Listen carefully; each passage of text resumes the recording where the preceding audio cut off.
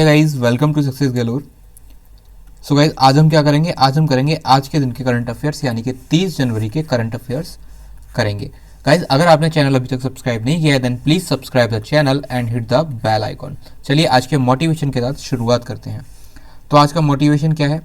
Push yourself up, push yourself because no one else is going to do it for you. आपको अपने आप को खुद ही push करना होगा, क्योंकि आपको कोई और आपके लिए पुश करने नहीं आएगा, या फिर आपका काम कोई और करने नहीं आएगा। So you have to do what you want to do. चलिए आज के पहले क्वेश्चन के साथ शुरुआत करते हैं। Who has recently become the world's largest selling automobile manufacturer? Tesla, Tata Motors, Toyota या फिर वॉल्क्सवैगन? हाल ही में दुनिया का सबसे अधिक बिकने वाला ऑटोमोबाइल निर्माता कौन बन गया है? तो यहाँ पे आप कंफ्यूज मत होइएगा, टेस्ला मत बोल दीजिएगा। देखिए, और ये वॉल्क्सवैगन भी बिल्कुल नहीं है। वॉल्क्सवैगन पिछले साल तक जरूर सबसे ज़्यादा बिकने वाला निर्माता था, लेकिन अब कौन है? टोयोटा दुनिया का सबसे ज़्यादा बिकने वाला ऑटोमोबाइल निर्माता बन गया है। उसके बाद अब वॉल्क्सवैगन आता है। ये है ब्लूमबर्ग द क्विंट का आर्टिकल, जिसमें इन्होंने 2013 से लेकर 2020 तक का दिखाया गया है, और उसके बाद आगे ये एक्सपेक्टेशन है कि इसी हिसाब से ये आगे जाएगा। चलिए आगे चलते हैं। Economic survey 2020 and 21 prepared by a team led by chief economic adviser has been tabled in Lok Sabha by finance minister recently. Name the chief economic adviser. मुख्य आर्थिक सलाहकार के नेतृत्व वाली टीम द्वारा तैयार आर्थिक सर्वेक्षण 2020-21 को हाल ही में वित्त मंत्री द्वारा लोकसभा में पेश किया गया है। मुख्य आर्थिक सलाहकार का नाम बताइए। केवी सुब्रमण्यम, निर्मला सीतारमण, अनुराग ठाकुर या फिर आदित्य मोदी? तो निर्मला सीतारमण जी बिल्कुल नहीं है इसका आंसर। इसका आंसर है केवी सुब्रमण्यम जी, जो कि चीफ इकोनॉमिक एडवाइजर है। जो निर्मला सीतारमण जी हैं वो है फाइनेंस मिनिस्टर। ठीक है, काफ़ी अच्छा बजट पेश किया है, काफ़ी अच्छा इकोनॉमिक सर्वे पेश किया है। ये हैं केवी सुब्रमण्यम जी। इनके सर्वे के मुताबिक अभी इस साल जो हमारी जीडीपी है 7.7 होगी, लेकिन अगले साल ये 11% तक बढ़ जाएगी, यानी कि आगे 2022 में काफ़ी अच्छा ग्रोथ देखने को मिलेगा। ठीक है, ये द हिंदू का आर्टिकल है, आप एक बार इससे गो थ्रू जरूर कीजिएगा। चलिए अगले क्वेश्चन में चलते हैं। Corruption perception index 2020 was released recently. It was prepared by which of the following?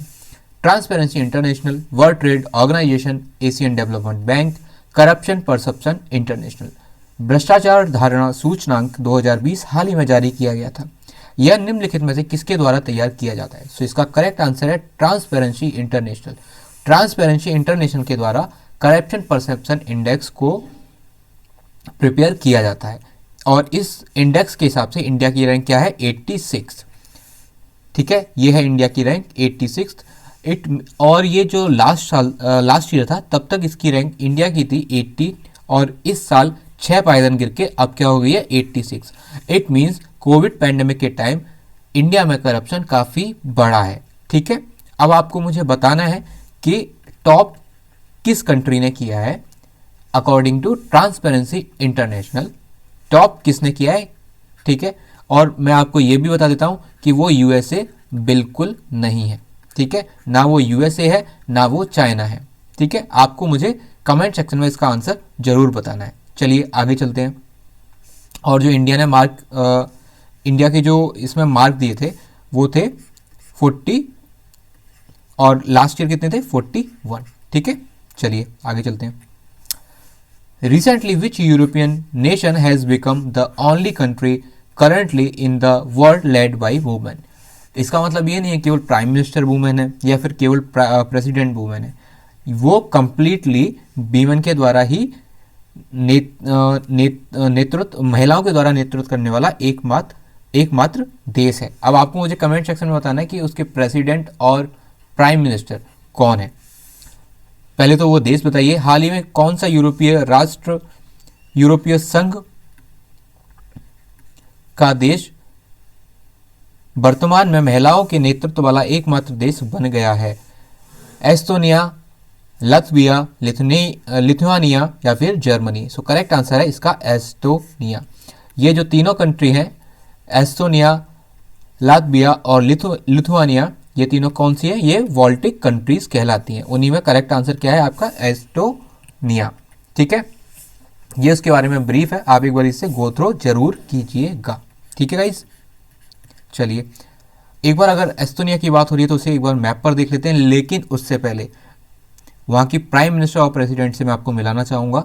अब आपको मुझे बताना है कि कौन प्राइम मिनिस्टर है और कौन प्रेसिडेंट है, या फिर कौन प्राइम मिनिस्टर है और कौन प्रेसिडेंट है। Answer me in the comment section. अब एक बार देश को देख लेते हैं। ये है हमारा प्यारा भारत, और ये देखिए एस्टोनिया, लिथुआ, लिथुआनिया, ये है तीनों कंट्री, और इसमें ये है एस्टोनिया। ठीक है, इसको एक बार क्लियर मैप पर देख लेते हैं। ये है हमारा प्यारा भारत। अगर इससे हम नॉर्थ वेस्ट की साइड जाएंगे तो ये है एस्टोनिया। ये देखिए ये बाल्टिक सी है, इसी के ये नेबर हैं। तो इन तीनों कंट्रीज को क्या बोलते हैं हम? Baltic Nations. ठीक है, चलिए अगले क्वेश्चन पे चलते हैं।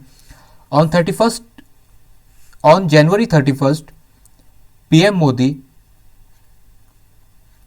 will address 125th anniversary celebrations of which magazine? अखंड भारत पत्रिका, योजना, पांचजन्य या फिर प्रबुद्ध भारत। 31 जनवरी को पीएम मोदी किस मैगजीन के 125वीं वर्षगांठ समारोह को संबोधित करेंगे? सो करेक्ट आंसर है इसका प्रबुद्ध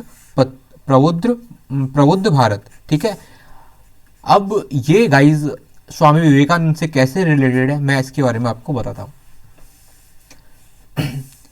प्रबुद्ध भारत जो है इसको अवेकन इंडिया भी बोलते हैं। ये एक इंग्लिश लैंग्वेज मंथली जर्नल है।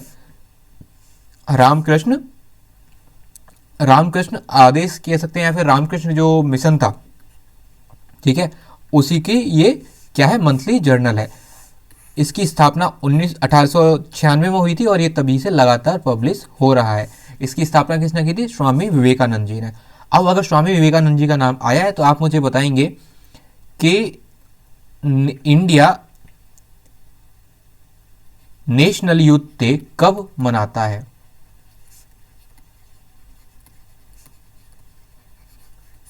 ठीक है, answer me in the comment section. ये है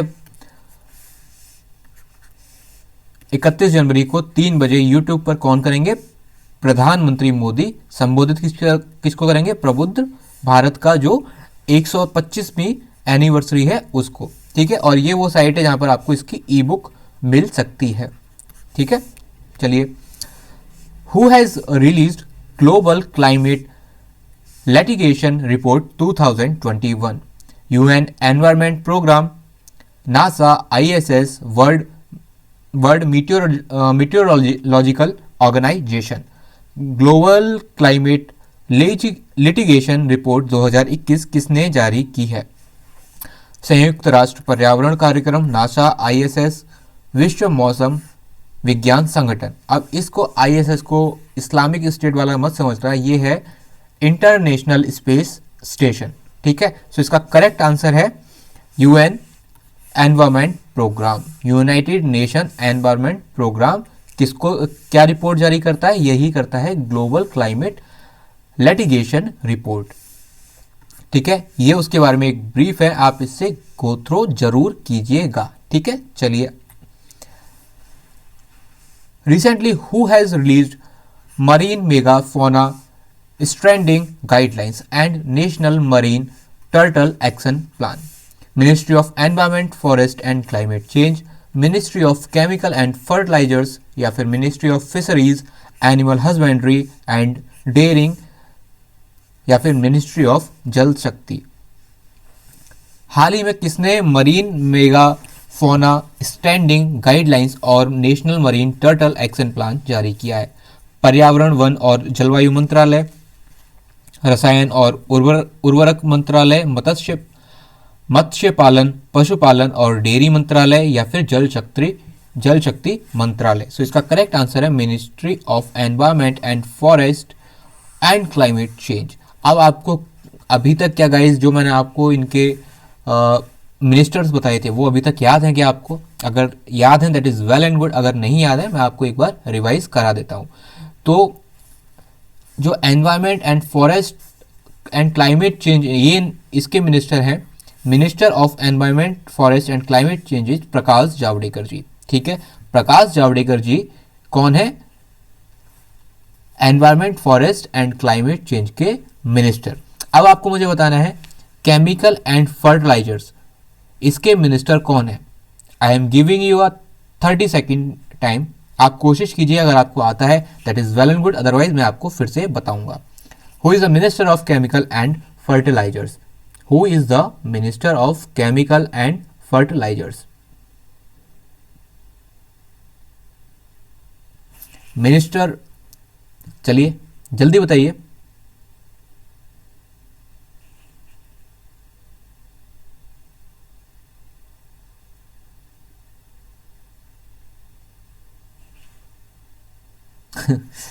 इट्स रियली वेरी इजी। देखिए, इसके मैंने मिनिस्टर आपको अभी तक बताए नहीं थे, अब मैं आपको बता देता हूँ। इसके जो मिनिस्टर हैं वो DV सदानंद गौड़ा जी, ठीक है। Minister of chemicals and fertilisers कौन है? DV सदानंद गौड़ा जी, ठीक है। अब अगला क्या है? Ministry of fisheries and animal husbandry and dairying, यानी कि जो मिनिस्टर हैं किसके? Fisheries, animal husbandry and dairying, वो है गिरिराज सिंह, जो कि अक्सर चर्चा में रहते हैं, ठीक है। गिरिराज सिंह जी इसके मिनिस्टर हैं। और जो मिनिस्टर ऑफ जल शक्ति हैं वो है गजेंद्र सिंह शेखावत। इन तीनों के मिनिस्टर आई थिंक मैंने अभी तक आपको नहीं बताए थे, लेकिन आज मैंने आपको बता दिए हैं, तो आई होप आपको ये अब याद रहेगा। अब जो ये मरीन मेगा फोना स्ट्रेंडिंग गाइडलाइंस हैं, इनके बारे में जान लेते हैं। ये हैं प्रकाश जावड़ेकर जी, ठीक है। एक बार इसे आप गो थ्रू जरूर कीजिएगा, क्योंकि ये काफी इंपॉर्टेंट है और आपको एक बार रीड जरूर करना चाहिए। चलिए आगे चलते हैं। Chup Na Baitho, a digital campaign recently launched by which among the following? Advertising standard council of India, Jago Grahak Jago, consumer right organisation, consumer guidelines society of India. Chup Na बैठो हाल ही में निम्नलिखित में से किसके द्वारा शुरू किया गया एक डिजिटल अभियान है? सो गाइज, इसका करेक्ट आंसर जागो ग्राहक जागो बिल्कुल नहीं है। इसका करेक्ट आंसर है advertising standard council of India. इसके द्वारा ये हाल ही में क्या किया गया? एक अभियान चुप ना बैठो इसी के द्वारा लॉन्च किया गया। ये है क्या? बेसिकली जो हमें ऐड आते हैं या फिर उनमें कोई प्रॉब्लम आती है या वो गलत तरीके से दिखाए जाते हैं, तो ये फिलहाल कुछ स्टेट्स में अभी किया जाएगा, उसके बाद ये कंप्लीट इंडिया में इस स्कीम को लॉन्च कर दिया जाएगा। अब आपको मुझे उन स्टेट के नाम बताने हैं, अगर आप बता पाते हैं दैट इज़ बेटर, अगर नहीं बता पाते तो मैं अपनी नेक्स्ट वीडियो में आपको फिर से बताऊंगा। और ये काफ़ी इंपॉर्टेंट अभियान है चुप ना बैठो। किसके द्वारा बनाया गया है? ASCI के द्वारा, ठीक है। ये ASCI के द्वारा बनाया गया है, ठीक है। चलिए, in the recently release Asia Pacific personalised health index, what is the India's rank? 10th, 12th, 14th या 16th? सो अगर मैं आपको Asia Pacific personalised health index के बारे में बताऊं, तो उसमें टोटल 11 देशों में ही ये इंडेक्स लॉन्च की गई है। तो कायदे से ये तीनों ऑप्शन गलत हैं, तो आप इनके ऑप्शन के थ्रू भी जा सकते थे क्लियर, अगर आपने एक बार भी ये रिपोर्ट पढ़ी होती, ठीक है। और ये इंडिया के लिए काफ़ी आई थिंक बहुत गंभीर विषय है कि 11 देशों में इंडिया 10वें नंबर पे आया है, ठीक है। ये देखिए, एशिया पैसिफिक की जो कंट्रीज थी 11, उनमें से इंडिया ने क्या किया है? 10th रैंक हासिल की है। सो ये कोई अच्छी बात नहीं है, ये रियली अ सैड, बहुत दुखद बात है इंडिया के लिए, ठीक है। अब ये यहाँ पर मैं आपको बताता हूँ कि यहाँ पर कौन कौन सी कंट्रीज ने किया था। ये देखिए, Australia, China, Japan, India, Indonesia, Malaysia, Singapore, south Korea, Taiwan, Thailand और न्यूजीलैंड, इन कंट्रीज में ये किया गया था और सिंगापुर ने इसमें टॉप किया है। और अगर इंडिया 10th रैंक पे है तो 11th रैंक पे है इंडोनेशिया, ठीक है गाइज। चलिए आगे चलते हैं। अगला क्वेश्चन है, recently agreement has been signed between department of economic affairs and World Bank for financial support to STARS project. काफ़ी अच्छा, काफ़ी इंपॉर्टेंट प्रोजेक्ट है इंडिया के लिए। STAR project belong to which ministry?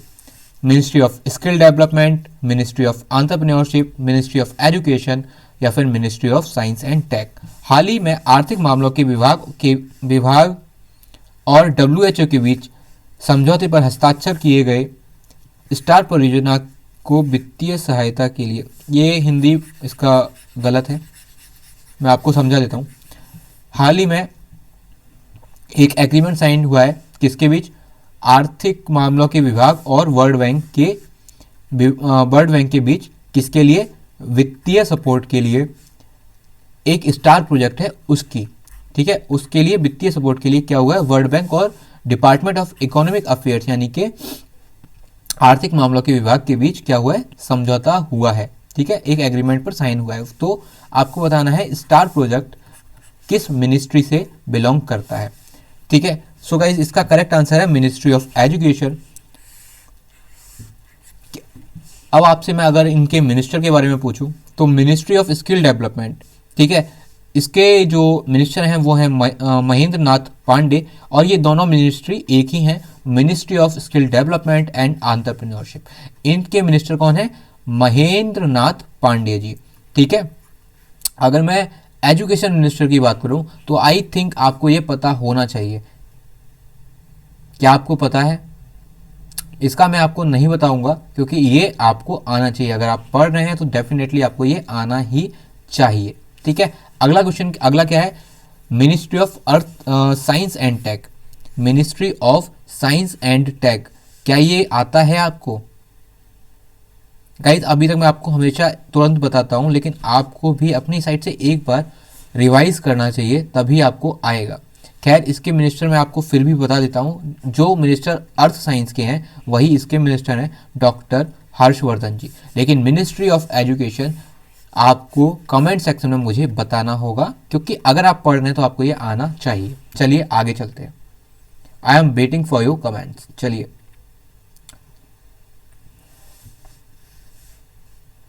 ये स्टार प्रोजेक्ट के बारे में ब्रीफ है, आप एक बार इससे गो थ्रू जरूर कीजिएगा, ठीक है। चलिए अगले क्वेश्चन पर चलते हैं। हाँ, इसमें जो टोटल लागत आएगी 5,718 करोड़ की आएगी, जिसमें 3,000 करोड़ कौन दे रहा है, WHO दे रहा है, ठीक है। सॉरी 3,700 करोड़ कौन दे रहा है, WHO दे रहा है, सॉरी WHO नहीं, वर्ल्ड बैंक दे रहा है, I am sorry, world bank 3,700 crore इसमें से किसको दे रहा है, हमको स्टार प्रोजेक्ट के लिए।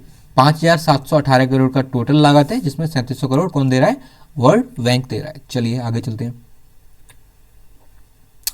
अगला है, recently which state government has announced to set up the country's first leather park, हाल ही में किस राज्य सरकार ने देश का पहला चमड़ा पार्क स्थापित करने की घोषणा की है? पंजाब, मुंबई राष्ट्र नहीं है, गलत है, उत्तर प्रदेश या मिजोरम? पंजाब, मेघालय, अच्छा मेघालय है गाइस यहाँ पे,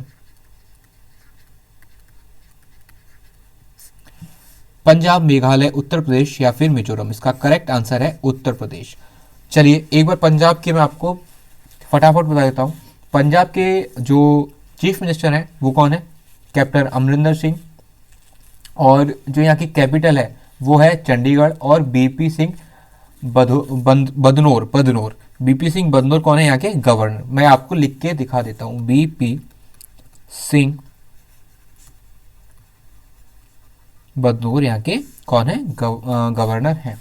अगर मैं मेघालय की बात करूँ, ठीक है, शिलोंग इसकी कैपिटल है, मैं आपको ये काफ़ी बार बता चुका हूँ, शिलोंग इसकी कैपिटल है, सत्यपाल मलिक यहाँ के गवर्नर हैं, और कॉनराड कोंगकाल सांगमा कौन है, यहाँ के चीफ मिनिस्टर, ठीक है।